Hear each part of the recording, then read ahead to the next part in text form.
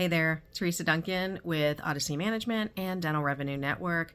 So today it seems like many of you are having issues printing your claims out of Dentrix and into Vyne's clearinghouse. We unfortunately thought this might happen. I was just hoping the two companies would reach a resolution. I'll give you a little bit more background on that after this, because what you really want to know is how to fix it. So couple steps here, and this is from being in contact with people over at Vyne in anticipation of this, and we kind of got a glimpse of this yesterday. It started to happen to a few members in Dental Revenue Network, and we were chatting about that yesterday. So first things first is to restart the Vyne Dental plugin and see if that fixes it. Next thing is, if that doesn't work, go ahead and restart the computer, and hopefully that works. If that doesn't work, then what likely has happened is there has been an automatic update rolled out by Shine that pretty much activated a lockout of the print driver being able to be sent, the data being able to be sent over to Vyne. So I will put in the show notes, or the comments, a link to a document that Vyne published a while ago. And if you have been, if you're a subscriber of my newsletter, you've been reading about this the last two issues. There is a method first, second method actually, called VTrans, and you want to go ahead and try that. So you'll see that method. That should work, I've been told. Hopefully it doesn't get shut down too, but I don't know. I'm not very hopeful. I'm trying to stay hopeful, but I'm not very hopeful about this. I mean, we need to get our claims sent out. So VTrans should work. And I've heard from many people in the membership that it has worked. And also in my inbox, I'm hearing from people that has worked.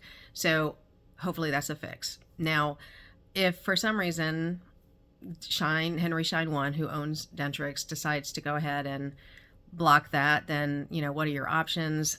That's a little bit trickier. So I'm not trying to tell you to switch software. I also am a Dentrix user. The office I still submit claims for still uses Dentrix, still uses Vyne. And so not only am I a fan of Vyne, I have been for years, since even before they were Vyne, they were NEA, and then, turned into Vyne. I've worked with them for a long time, very friendly relationship, but I'm also a Dentrix user. I'm also a Henry Schein person as well. I've spoken for many of their events. I'm hoping these two companies can come together. But if not, it depends on how you feel. Do you want to switch? Do you want to stay and go to the alternative, which is Dental Exchange? I have no issue with Dental Exchange at all. I think they're lovely people. I just don't think the software is as good as Vyne. That's just my honest opinion. And I also am not a fan of per claim pricing. I don't, that bothers me a lot. There's a lot of times when we have to resubmit a claim, and if you don't know what you're doing, a lot of times new employees, before they get trained, they're going to just submit everything. So those little amounts, they really add up. I just think that adds a lot of overhead. So for that reason, I'm really loving Vyne's, one price for everything, flat fee for claim submission. So that all being said, you're going to have to decide if you want to stay with Vyne or if you want to stay with Dentrix. I'm hearing both sides. A lot of people are just saying, look, we can't switch software. And there's a lot of people that are keeping Open Dental, EagleSoft, and Oryx pretty busy right now. So that's, it's up to you what you want to do. A little bit of the background on this, because this is a question that I get often, is like, what is going on here? Well, so Shine's explanation is that Vyne is not an approved vendor, which that is true, and they are coming in through the back door. I guess you could say that's true. I didn't like the social media post, though, that Henry Schein put out, or Henry Schein 1 put out, basically comparing Vyne and other software programs to cockroaches. I thought that was kind of weird and just unnecessary. So that kind of put a bad taste in my mouth. So yes, we know that Vyne is coming in through the back door, but I want to tell you why, my understanding of why they are going in the back door. So there, and I'm going to get a little technical here. So if you're kind of newer to dental insurance, I might use some terms that, I'll try to make sure that it's as easy to digest as possible. But basically, when information is sent between software programs, there's something called an API. And if you think of it this way, it's like packets of information are sent over, and there's a pathway that's created between the softwares. So Henry Schein 1 would like all of the software that integrates or works with their data to be preferred vendors. And so you'll see there's Pearl is a preferred vendor. You'll see other Weave, I think, Mango. You see a lot of software that are preferred vendors. So they go through the process. There's a fee, all that stuff. I mean, it's business. That's fine. The API that is available to those vendors is patient information, such as reminders, such as recare, things like that. They do not have an API available for claims data. The only data they can put out really is like a count of how many claims are outstanding and how far they've aged. But the information needed for a clearinghouse to actually submit claims on your behalf, they do not have an API available for that. So when they're saying work with us to Vyne, it's not, it's just, I kind of go, what are we talking about here? Because they don't have an API for claims information, so that's kind of a door that's shut, and they have admitted that. I was invited to be on 2 explanatory calls with the Henry Schein 1 leadership to explain their position and what was going on with Vyne. I've been involved with Vyne to find out what's going on there, and Vyne saying if they had an API for claims data, then this would work and they would pay the fees. They are coming to the table and saying, all right, fine, we'll pay for it, but we don't have claims API information. So when they say, well, they need to be a preferred vendor in the program, even if they became a preferred vendor in the program, that data isn't there. The other part is, and I have not confirmed this myself, but I've been told by people who are already in the partner program, that and Vyne also, that the contract that you sign to be a preferred vendor is actually states in there that you cannot use the information for claims data. So that actually, from Schein point of view, that makes sense because they have a system. Their relationship with Change Healthcare before the big data breach, they had a relationship. They had a preferred clearinghouse, I guess, partnership. Now it's Dental Exchange, and they're not making that available to Vyne. So the contract for all these other vendors do not allow you to access data specifically for claims, right? So why would Vyne, a claims company, sign a contract to enter into a preferred partner program to access an API that doesn't exist and be bound by language that says, by the way, you can't use any of this data for claims processing? So I feel that Vyne is up against a wall, and there's really, what else can they do?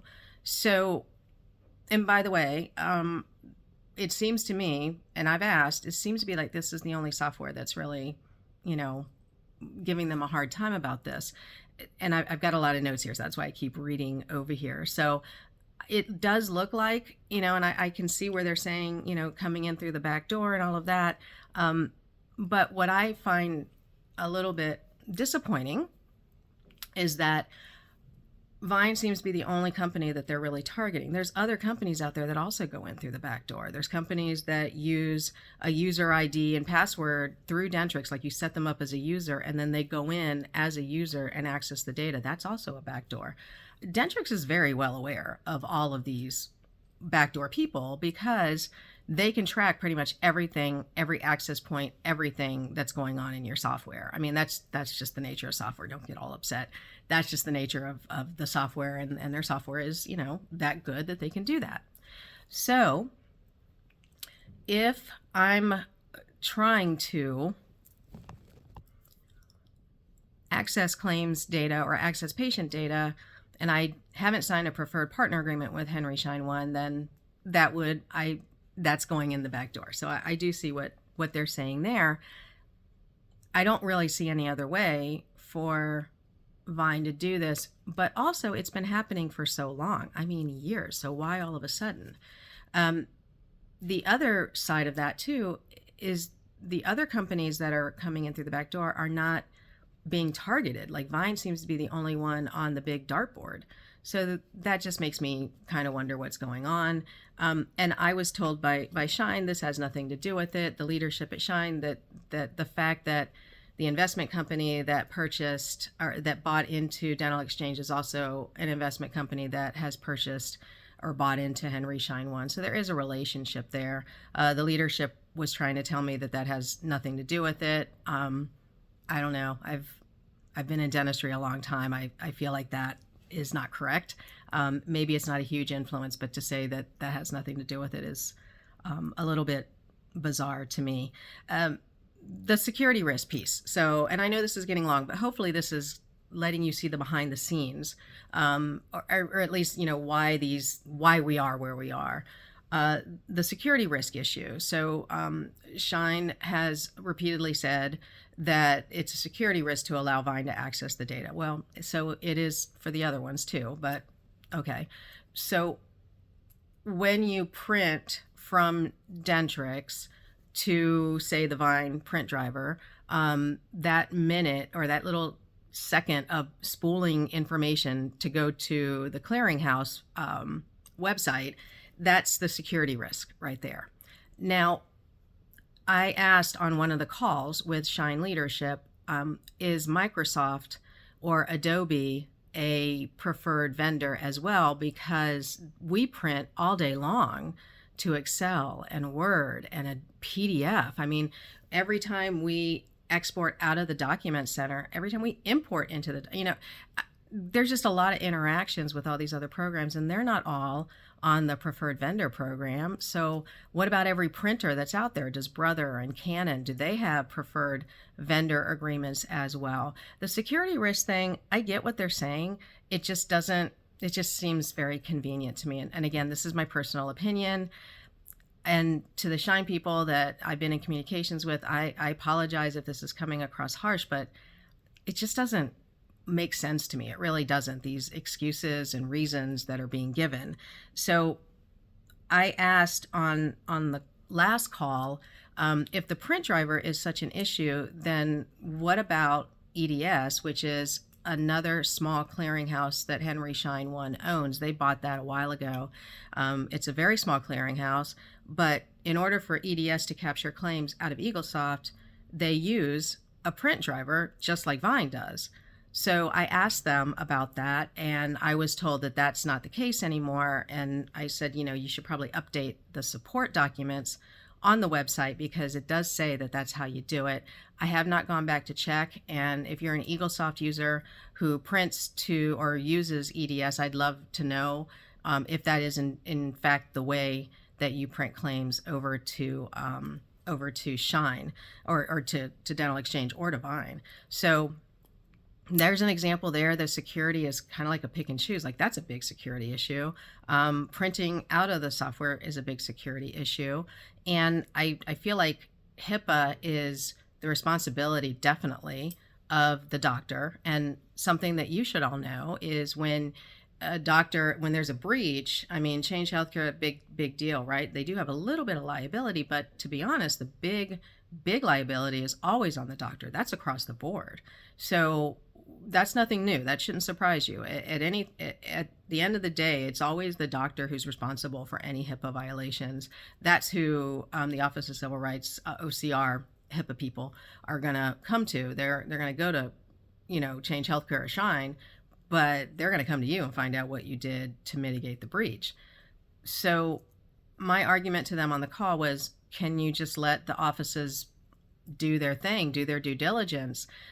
Technically, and you may not know this, but technically the printers have a memory in them. So when you go to get rid of an old printer from the office, you have to make sure that that memory in there does not have any patient information. If you've been photocopying and printing all day long, like, there's HIPAA, like, we take HIPAA classes for a reason, because we need to protect the patient data. So I feel like providers are, that's our burden, and so let us do it, and let us, make the decision on whether or not we're able to use a clearinghouse. The fact remains that some people don't like Vyne. Some people don't like Dental Exchange. But what I know all people don't like is being forced to use one over the other, really without feeling like they have a choice. And I that is where I am as a Dentrix and Vyne user. That's where tons of people are out there. I mean, I'm hearing it. I probably have now emails stacking up in my inbox about it. I don't see how they fix this unless they get together and either Shine creates a claims API, Vyne comes to the table, pays the money, becomes part of the program, or they, maybe they talk it out, hug it out, whatever they need to do.